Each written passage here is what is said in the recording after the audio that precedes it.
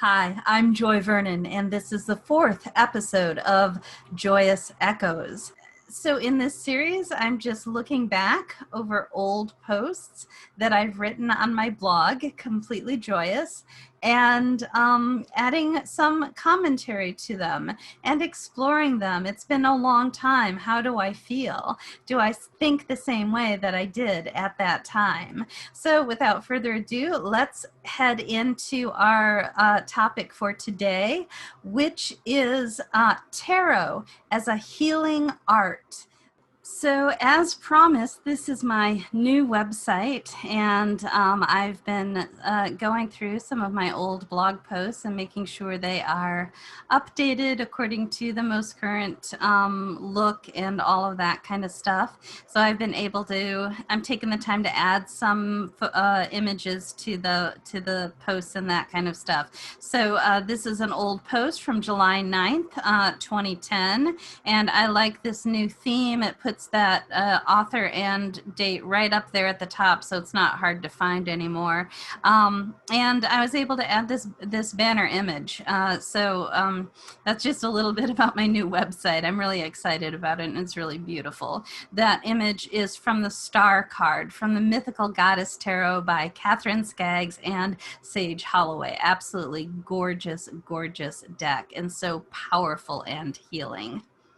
So tarot as a healing art. I was talking to some friends a couple nights ago, and in the course of conversation, I made the comment that I considered tarot to be a healing modality, just like Reiki, which I also practice. Both my friends were surprised but intrigued by the idea. Each said that if they needed healing, they would go to one person, but if they had a question, they'd go to an entirely different person. My friends said that it had never occurred to them to ask a question of their healer, nor expect healing from their reader. I explained that both healing and reading connect the client to the divine source. The transformative truth of the reading arises from a connection identical to the link that an energy healer establishes to receive the flow of spiritual energy for healing. Simply put, in both cases, the practitioner is a channel for spirit. In what way can a tarot reading be healing? When I'm reading tarot for myself or for clients, one thing I try to do is dig deeper than insight. There are layers to a reading. First, we encounter the literal truth of what is going on in the client's life, sometimes with a slight refraction towards the past or future. Then there is a practical advice on how to achieve the outcome that's best for all involved. Below that is the insight as to what caused the situation and how it can be maintained or transmuted depending on the client's wants and needs. This insight level begins the foray into healing, as awareness, the result of insight, is the primary prescription for restoring a shattered sense of self.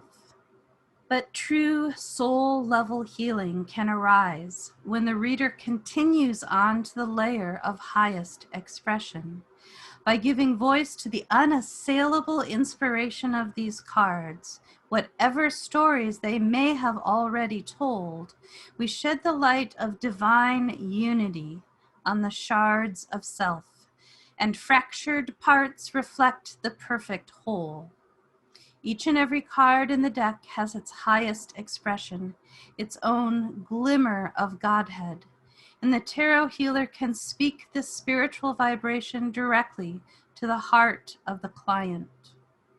This technique is not making the best of what we've got, nor is it wishful thinking. Neither of these levels of interpretation, the first generally quite helpful, the second usually distracting, will connect the reader or the client with the healing energy. Only when the client feels energized, motivated, empowered, courageous, and fully inspired have you found the healing frequency. So, tarot as a healing art. I really liked the way I thought back then. And the thing that stuck out the most for me was the comment that I made that when the closing comment that I made, only when the client feels energized, motivated, empowered, courageous, and fully inspired have you found the healing frequency. And I find that that is, I love that, because all of my friends who are readers, which basically most of my friends are readers because that's the, that's the crowd I hang with. The joke is always, well, it's not a good reading unless somebody cries. And I definitely, kept a box of Kleenex on hand. Now I don't have to on Zoom. Kept a box of Kleenex on hand, but I wouldn't say I went through them very quickly. My clients, I mean, sometimes they cry. Certainly, everybody's got to have that, everybody's got releases, and that's certainly a common one, and certainly will come up both in healing sessions as well as reading. So I don't want to dismiss that. It is a really common release to happen, but at the same time, there are other ways of releasing and of connecting to that energy, and it doesn't have to be.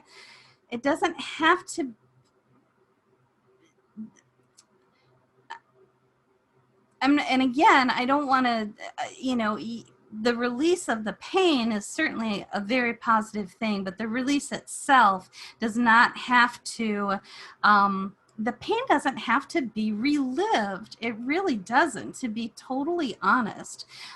There can be joyous releases, and that's what I kind of naturally bring. And I always say my clients are much more likely to laugh during a reading. I'm much more likely to have big laughs and tingles and excitement and passion. And do they take that home with them? I sure hope so. Will there be people that don't? Yeah, probably. That's something, it is something that is special to the magic of the reading. And hopefully that they can continue to maintain that connection. And continue to let that inspire them. I know from a lot of clients that keep in touch with me on a regular basis that they do really carry that energy forward. But that is a healing energy. Release does not have to be through tears. It can be through laughter. And that's the way I read. It's the experience that I create, and it's a joyful process. So let's see what else we've got here. The idea of highest expression, that's something I don't want to say that I coined the phrase, because it's certainly a simple enough certainly could be a common enough phrase. But I started using it particularly in my work to try to, again, kind of as I say here, try to dig into something and not just see what it means, and not just see what the insight in the lesson in it is, but to continue to dig until I find, how does this transform my life? How does this connect me to spirit? How does this reflect the divine perfection of my life? That's what I mean by the highest expression. I utilize the idea of the highest expression in my Empyrean key work, which I'm sure is going to come up in a number of these videos because it comes up in my blog, so it'll come up in a number of these videos. And in my Empyrean key work, I primarily use it with astrology and tarot, although actually the process itself can be used just with any tarot reading at all. And so doing the reading gives you the understanding, it gives you your advice, it gives you your insight taking it to this next level of pulling this highest expression card, that's where you connect with your divine source, with your spiritual connection. And then there's multiple steps, and the whole thing resolves the reading into a single symbol, and that symbol is something that you can then use. I always say prayerfully or playfully, and you can use that symbol then to create change in your life. And if you're interested in this, I'll give the link down in the description below. So the idea of the highest expression is something that I've been using really consistently for obviously at least 10 years, probably a little more than that. And I find it really profound. A lot of the most profound stuff I have found comes from the personal engagement with the material. I love doing readings. I love doing readings. It is very energizing for me. It's very when other people are empowered through the experience that we share, that empowers me too. How can it not? And so I love doing readings. However, I really think the deepest work that a person can do is the work they do on their own. And so a lot of my Empyrean key stuff really seems to work best when it's done through a class or through, I have quite a number of processes that I use the Empyrean key work for. In fact, I'm going to be putting together some things coming up, and I'll link to those down in the video description as well. Particularly a path working class that's going to include some of my Empyrean key work. So watch for that. But I really think the very most profound change comes from within. That's not original. But I can provide a blueprint, a step-by-step method for finding your inner healing and your connection to spirit. And that's what the Empyrean key is all about. I'm not trying to make these videos I swear to you, I'm not trying to make these videos advertisements for my business. And now that it just occurred to me that even yet it has happened a couple times. But it's kind of the best way for me to, I guess it's a best way for me to guide you into understanding what it's about is, I've got some, I've got resources for you, and that's what the blog is. That's what these videos are. That's what all the gazillion free things I have on my website and on my blog. All of those are resources for you to start your path. And if you want more guidance than a do-it-yourself experience, I offer that as well. And again, I feel like I'm doing an advertisement. So let's go back to the post. I did notice when I was going through this, I was using some Kabbalistic metaphors. I was just kind of throwing those in. It says, I was a little, I don't know that I'm quite so florid in my writing nowadays. By giving voice to the unassailable inspiration of these cards, whatever stories they may have already told, we shed the light of divine unity on the shards of self, and the fractured parts reflect the perfect whole. I mean, that's a pretty good line, even if it is a little more flowery than I normally write nowadays. So that's a reference to the Kabbalistic philosophy of the Shevarat HaKalim, which is the shattering of the vessels, and the resulting Tikkun Olam, which is the restoration of the world. And And the idea is that the broken shards, after the world has shattered, the broken shards still hold aspects of the divine. Just like in a hologram, any piece of the hologram contains the whole. And the hologram is basically based on Kabbalistic philosophy that goes back thousands of years, and as is most of science, interestingly. And why is that? Because nobody's original. We can't come up with an idea, a way of explaining something except through philosophy that already exists. And so, we go to the philosophy that is the best metaphor, and we explain things that way. And anyway, that's my side note on science.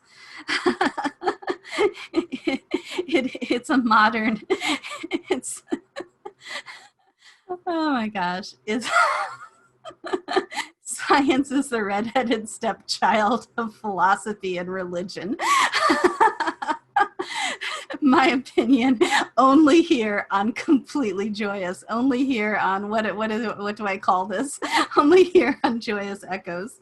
Oh my goodness. So I've got to make these shorter. I've got to stick to my script. I don't have a script. I should have made a script. So that's the reference to the broken shards that still reflect the perfect whole. Yeah, it's a good philosophy. It's really powerful. That one. I'm doing it again. I'm advertising. I can't help it. I have my numbers in tarot class is so deep. There is so much Kabbalah in it, and like I said, I am. It's a misnomer to call it numbers in tarot, and it's more like a deep dive into Kabbalistic philosophy from a tarot reader's point of view. We talked about the Shevarat HaKalim, and there were some profound revelations that I had working with that metaphor. Profound, first of all, not just one or two, a number of profound revelations I had. And certainly, I've been working with the idea, obviously, for at least 10 years. And I went into it much more deeply this time, and really incredible insight that put so many things into perspective for me. And hopefully I can start my students off, at just a further along the path, because they're able to get the basic information, but also the work that I've done on this for however long, almost 15 years now. Anyway, I think that's probably plenty to discuss for today's topic. And links to all the things that I mentioned will be down in the video description. And I'm really looking forward to talking to you next time and looking at our next blog post together. Bye.